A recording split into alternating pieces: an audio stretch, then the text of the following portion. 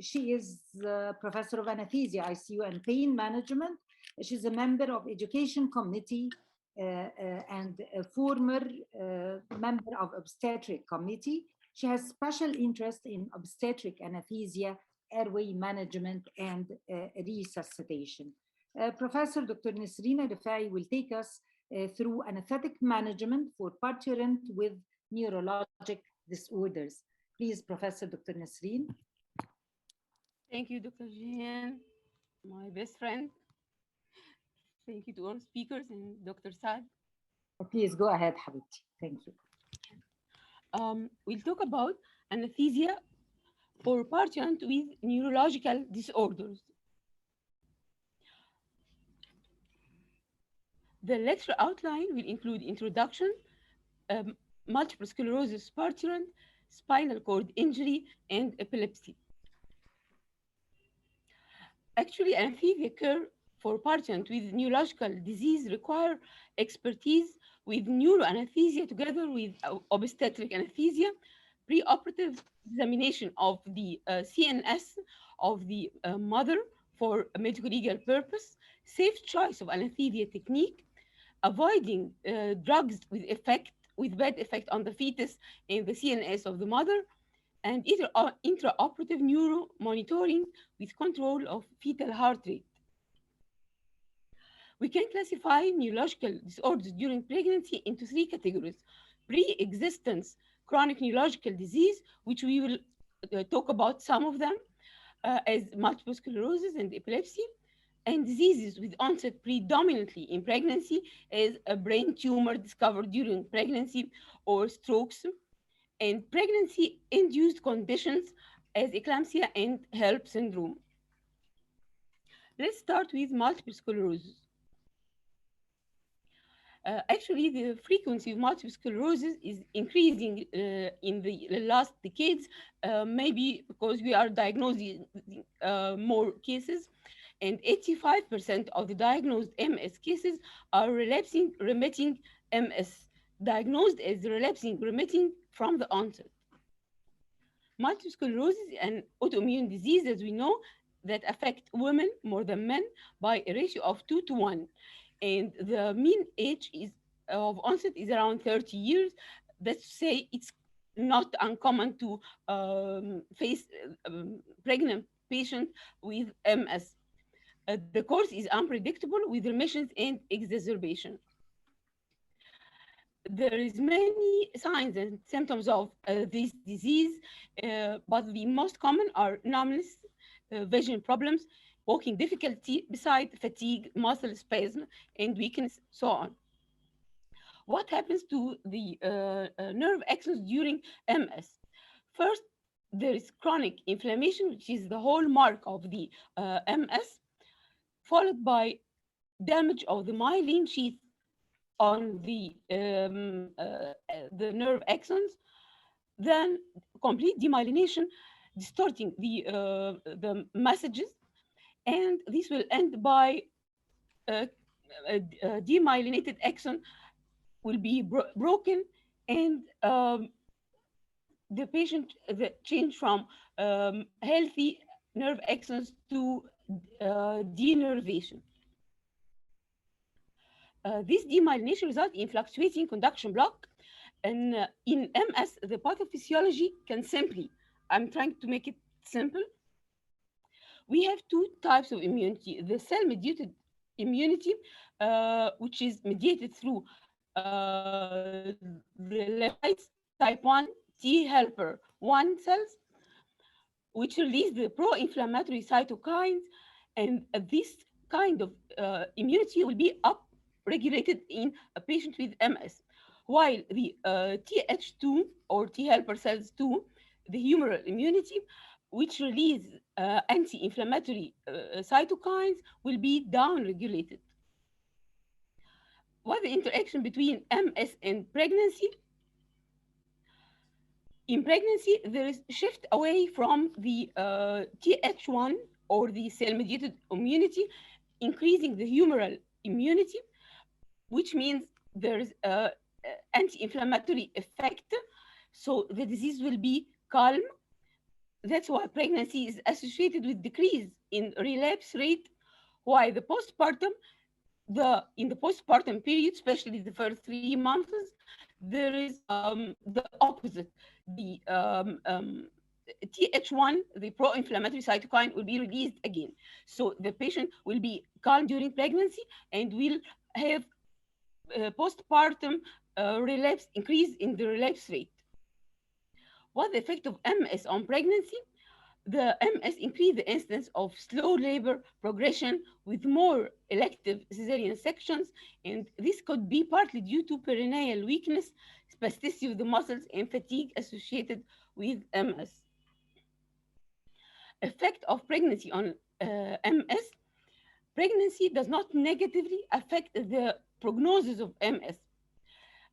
Patient will experience decreased relapse during pregnancy, as we said, and exacerbation postpartum.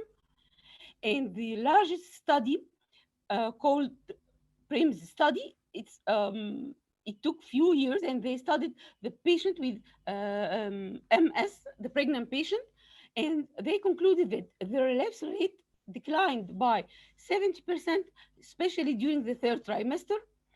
Epidural analgesia did not affect the rate of relapse or disability, and women should be reassured that pregnancy does not worsen the long-term progression, does not increase the disability. Let me just remind you of something, just to make a link between them. Systemic lupus is an autoimmune disease like MS, but in MS, the patient will be calm during pregnancy and will get postpartum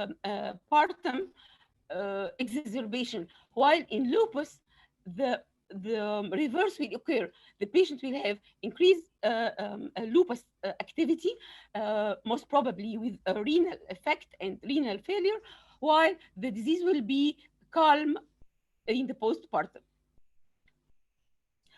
What drugs does this patient with MS receive? There is many drugs, including all types of drugs that we would know. But I'll focus on three categories. Steroids, the dexamethasone and prednisolone, these are indicated for acute exacerbation. Immunosuppressive agent is cyclophosphamide and azathioprine, especially cyclosporin A. They target the immune system and used for long-term management.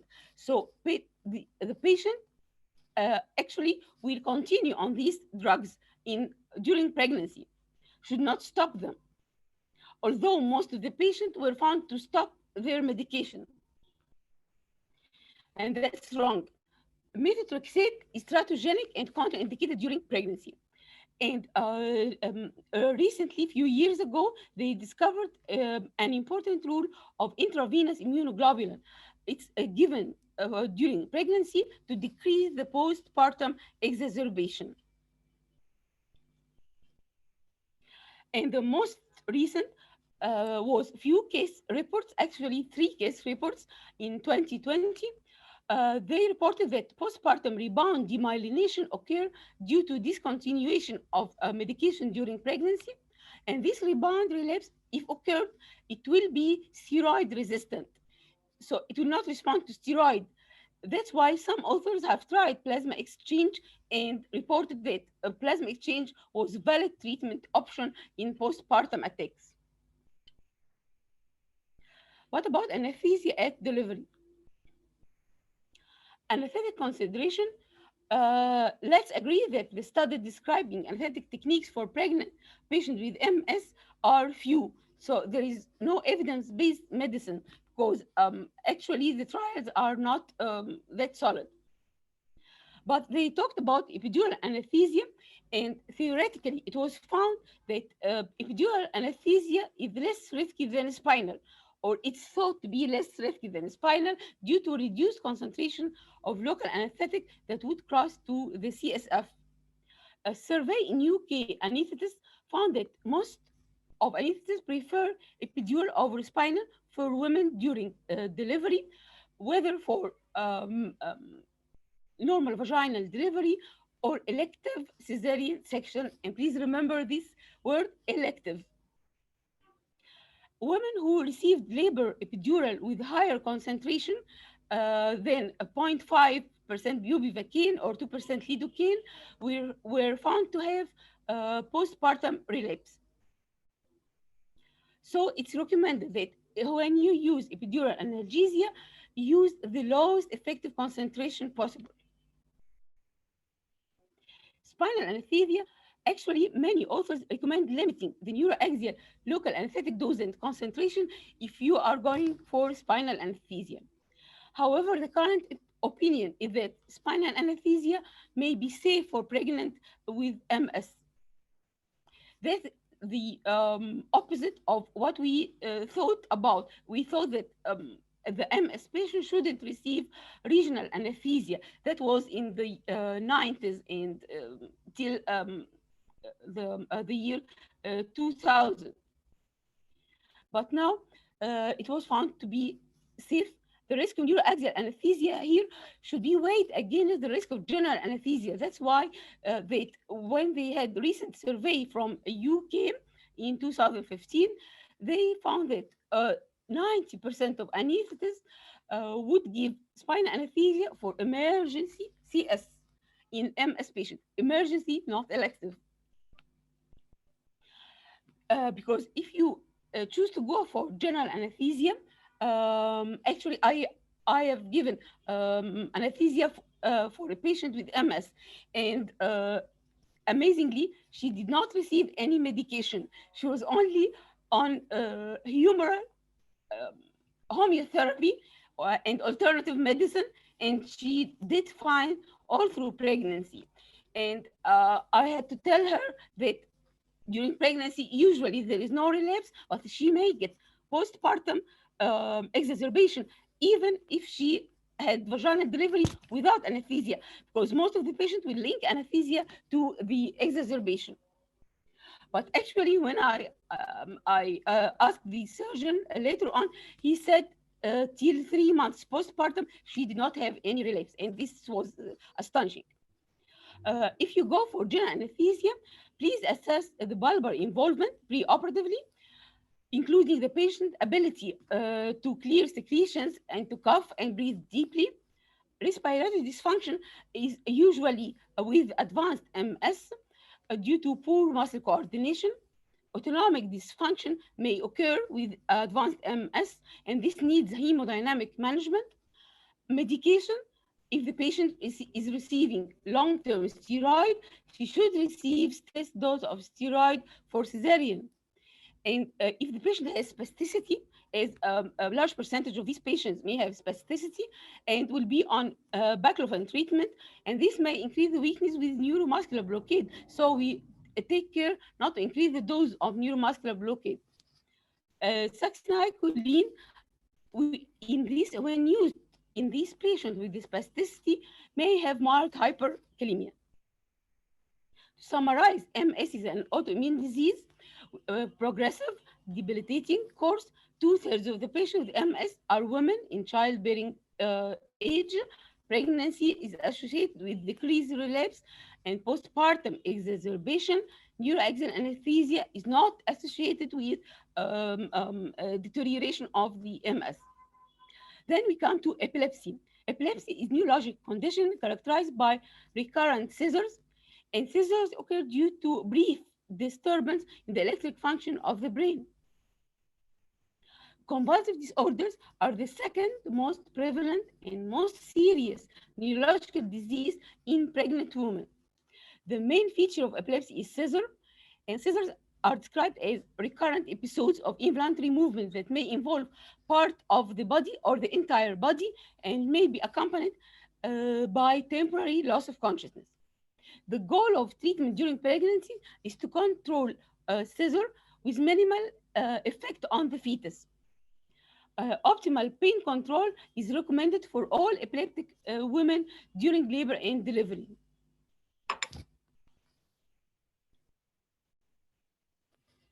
The interaction between epilepsy and pregnancy can exacerbate epilepsy in 1/3 of the cases, which is really a big number. Due to altered pharmacokinetic of anti-epileptic drugs, pregnancy-related physical and emotional stress and severe pain if we did not give adequate analgesia. While epilepsy affects pregnancy, causing obstetrical and perinatal complications. The obstetrical complications include a high rate of cesarean, PIH, postpartum hemorrhage, which could be severe, and up to death. Perinatal complications include fetus with low birth weight, small for gestational age, and cognitive dysfunction, which is related to epilepsy, not to treatment. And it's not related to our anesthesia. What's the optimum management of epileptic seizure if it occurs during labor? And this may happen with a patient with uncontrolled epilepsy. And I remember giving anesthesia to a patient who has preeclampsia, seizures, uncontrolled. The last attack was 1 month before delivery, and she was on antidepressant. And she refused spinal anesthesia and asked for general anesthesia. Scissors should be, if we have patient with scissors during labor, should be terminated as soon as possible to avoid maternal and fetal hypoxia. Continuous fetal monitoring is recommended. If the patient has status epilepticus, put her in the left lateral tilt in the recovery position with aortocaval tilting of the uterus away from the aorta and inferior vena cava, while maintaining the airway, breathing, and oxygenation. The drug of choice are benzodiazepines, especially lorazepam in 0.1 milligram per kg IV dose. And the alternative, if we don't have lorazepam, go for diazepam, 5 to 10 milligram IV slowly. And if not controlled, go for phenytoin, loading dose of 10 to 15 milligram per kg infusion. But if the fetal heart rate did not recover within 5 minutes, or if you have recurrent seizures, then we should go to cesarean section. And this will be life-saving for both the mother and the fetus. What the differential diagnosis of status epilepticus? Two conditions may mimic status epilepticus, which are eclampsia and amniotic fluid embolism, hypoglycemia, severe hypoglycemia, thrombosis, subarachnoid hemorrhage, intracranial tumor, or head injury. Labor analgesia for epilepsy, epidural should be considered early to minimize the precipitating factors for seizures, which include the patient hyperventilation, pain, stress, emotional and anxiety. Avoid betadine, as some surgeons used to give betadine for labor analgesia. In this patient, avoid betadine because it's metabolized to normeperidine, which have epileptogenic effect. Instead, you can use diamorphine. For CS, we have two options, regional and general. Regional anesthesia, you can use spinal or combined spinal epidural. They are suitable and safe, but they have disadvantages. Mainly, they need a higher dose of local anesthetic. And as we know, the pregnant patient will be sensitive to local anesthetic and may develop local anesthetic toxicity, and this will trigger seizures. The risk of management of seizure intraoperatively. If you have a patient with epidural and doing cesarean section, you may have status epilepticus and you are not securing the airway. So just be ready with an airway. General anesthesia, we can use IV induction, propofol or thiopentol. Both are safe. Monitoring of neuromuscular blockade is mandatory here because some anti-epileptic drugs, carbamazepine or phenytoin, they antagonize the non-depolarizing neuromuscular blockade. So we have to monitor. Avoid betadine and ketamine because they lower the seizure threshold. Avoid sevoflurane because it has epileptogenic potential.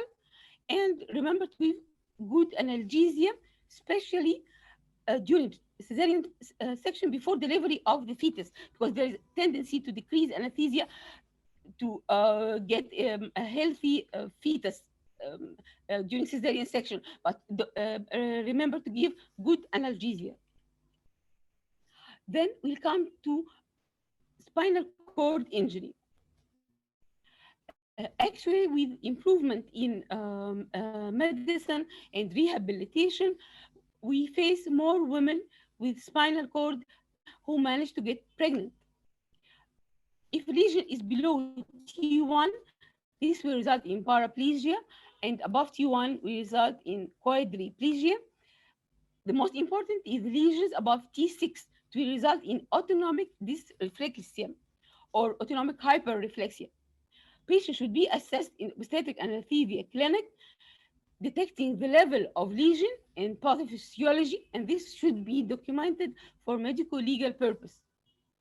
A patient may get postpartum exacerbation of the autonomic dysreflexia, and this is considered to be common. Some evil people may say the patient doesn't feel anything anyway, so we can go for vaginal delivery or cesarean section without anesthesia, and this is a crime. This patient should receive anesthesia even though she doesn't feel pain, because any noxious stimulus below the level of lesion, such as stretching of the vagina by instruments or by the fetal head or distension of bladder, any noxious stimulus, including pain and the, movement of the uterus and contraction of the uterus, this will travel up, causing sympathetic activation with massive vasoconstriction and hypertension. And this will reach the baroreceptors of the heart, which will sense the hypertension and send signals to the brain through cranial nerve 9 and 10. The brain is well by, through the inhibitory pathway in a trial to stop the vasoconstriction. But this inhibitory pathway will be cut in this patient because of the spinal cord injury. So the hypertension caused by the noxious stimulus will be unopposed. That's why we consider autonomic dysreflexia to be a clinical emergency with massive disordered autonomic response to stimuli below the lesion. The clinical manifestation include hypertension, headache, flushing, chills, pallor. Severe hypertension may lead to increased intracranial pressure, myocardial ischemia, arrhythmia, and pulmonary edema. Factor affecting the degree of autonomic dysreflexia will depend on the level of lesion, duration of lesion, and whether the lesion is complete or incomplete. Because it was found that the incidence of dysreflexia is 50 to 70% in lesions above T6 and increase with the higher lesion. So patient with dorsal or cervical injury will have even a higher and severe autonomic dysreflexia. And if the lesion is complete, the autonomic dysreflexia will be even higher and worse. It most commonly observed in chronic stage of spinal cord injury. That's to say 1 year after the injury. So it's important to know the timing of the injury and whether it's complete or not. That's the common finding. But a few reports have detected patients who had autonomic dysreflexia within few weeks of the injury, less than 1 year. Pregnancy in patients with spinal cord injury is associated with autonomic dysreflexia, urinary tract infection, thromboembolism, pressure sores, respiratory compromised by the gravid uterus, and higher rate of cesarean section. And this will affect our management. Differential diagnosis of autonomic dysreflexia. The autonomic dysreflexia with severe hypertension may mimic preeclampsia. But the onset in preeclampsia is variable, while in autonomic dysreflexia, it's acute. The hypertension in preeclampsia is independent of uterine contraction, but in autonomic dysreflexia, it's synchronous with uterine contraction. It increases and decreases according to the contractions. The levels, of course, in autonomic dysreflexia will be normal, no protein in urine, and the treatment is by removal of the stimulus, stopping the pain or manipulation, or aborting labor, uh, and aggressive antihypertensive treatment.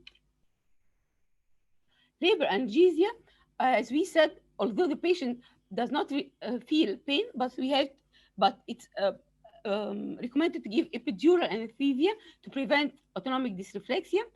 Neuroaxial anesthesia with local anesthetic, not fentanyl alone, not opioid alone, was found to prevent labor-associated autonomic dysreflexia. But one of the trials have used neuroaxial anesthesia and give epidural fentanyl and alone without local anesthetic, and it was found that it does not prevent the autonomic dysreflexia. The pharmacological treatment include labetalol, hydralazine, and magnesium sulfate. Anesthesia for cesarean section include regional blocks, which is the first choice. The disadvantage is, of course, it's very challenging, technically difficult due to poor positioning. It's very difficult to put the patient in the proper position due to spasticity, anxiety, and muscle contracture. And the metal rods, because these patients usually will come with a fixation of the injury. The effectiveness and level of block is difficult to assess. If the patient has spasticity and you give her block, you will find that the spasticity have changed to flaccid paralysis. And this indicates that the block is established. But how can you detect the height of block? It's very difficult. You can even get total spinal block and will be unnoticed. Severe hypotension. These patients even have a lower blood volume and more anemia than usual in a pregnant patient. So they may get severe hypotension, and you should be ready with vasopressors. General anesthesia for cesarean section. I faced the case of spinal cord injury. It was cervical spine injury in a diver, a champion. And when I took history, she was psychologically she was very miserable case and had several antidepressants. And she refused to discuss anesthesia at all. And I had to discuss this with her caregivers, her husband and sister. And they said she will not tolerate spinal or regional, and I had to give her general anesthesia. But in this patient, remember that the patient will have delayed gastric emptying, difficult intubation if she has fixed cervical injury, because the neck will be not mobile, profound hypotension at induction, because we don't have sympathetic effect, and this should be treated aggressively with vasopressor. Thermoregulation is impaired, we have to warn the patient. Post-operative, if they frequently have respiratory compromise, and they may need non-invasive ventilation. And if you give succinylcholine within 1 year of injury, you may get life-threatening hyperkalemia. The take-home message: anesthesia cure for Parturient with neurological disease need expertise in both neuro and obstetric anesthesia, accurate examination of CNS preoperatively, and every lesion should be documented. Safe anesthesia technique, mostly regional. Don't be afraid to give regional to these patients. Avoid unfavorable drug effect for the fetus and mother CNS. Intraoperative neuro monitoring and control of fetal heart rate is recommended. By this way, we will come to the happy end. Thank you. Thank you very much, Professor Nesrine, for this outstanding and very, very informative presentation. As you noticed, Professor Dr. Nesrine took us through the assessment, the proper assessment of patients, parturient patients with neurological problem, that they need really good neuroanesthesia and obstetric anesthesia, anesthesia doctor. We went through the pathophysiology of three diseases, the MS, multiple sclerosis, epilepsy, and spinal cord trauma or spinal cord injury. Professor Nesrine, while talking about the MS, how it affects pregnancy by slowing labor, increasing the rate of cesarean section, and yet it keeps the patient, the MS of the patient calm with a risk of postpartum exacerbation.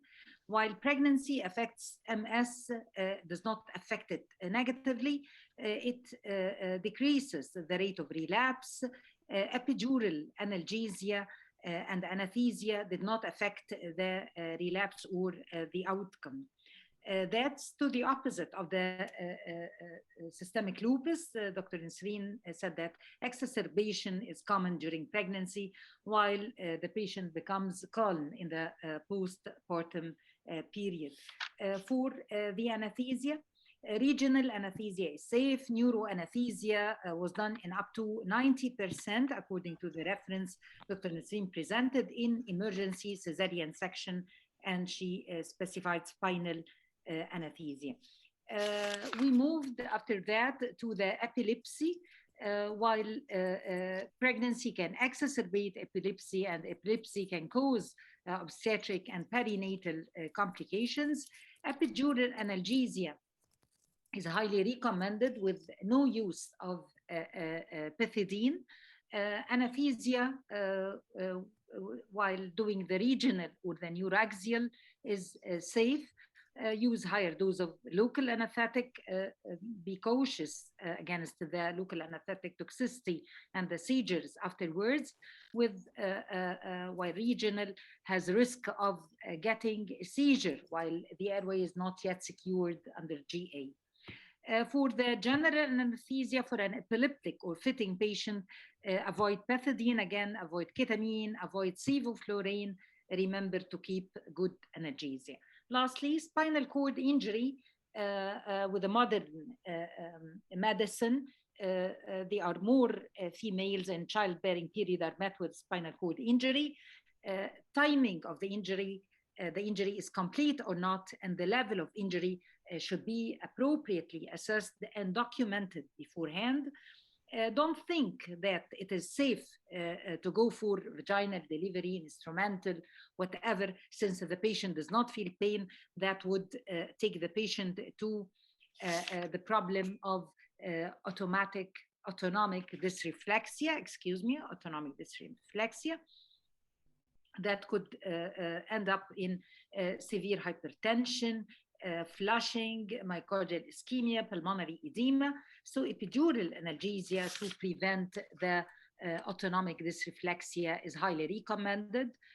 Again, the anesthesia, regional versus general. Regional has its difficulties from positioning the patient, facing hypotension. General anesthesia, again, has its difficulties with delayed gastric emptying of the patient, hypotension, and succinylcholine, if given within 1 year, could end in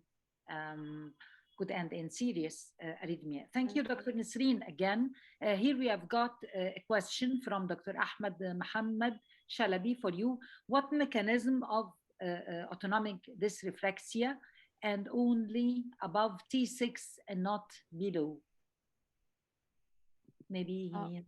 Yeah, I've gone through the mechanism. It's in one of the slides. Yes, would you bring it again, please, Dr. Nesrine? Okay. Thank you.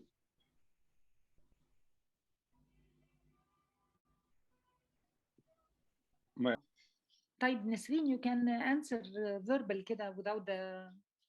Yeah, when you have a noxious stimulus from the level below the spinal cord injury, this stimulus will result in sympathetic vasoconstriction and severe hypertension. and this will go to the baroreceptors of the heart, and the heart will send um, messages to the brain through cranial nerve 9 and 10, saying that there is hypertension and we need to decrease this hypertension. And when the brain responds by the inhibitory pathway, we'll find this pathway cut due to the injury. So the hypertension and vasoconstriction will be unopposed. That's the mechanism. And it's said to be above T6. Okay, did I answer you? Yes, yes. Thank you very much, Professor Nesrine.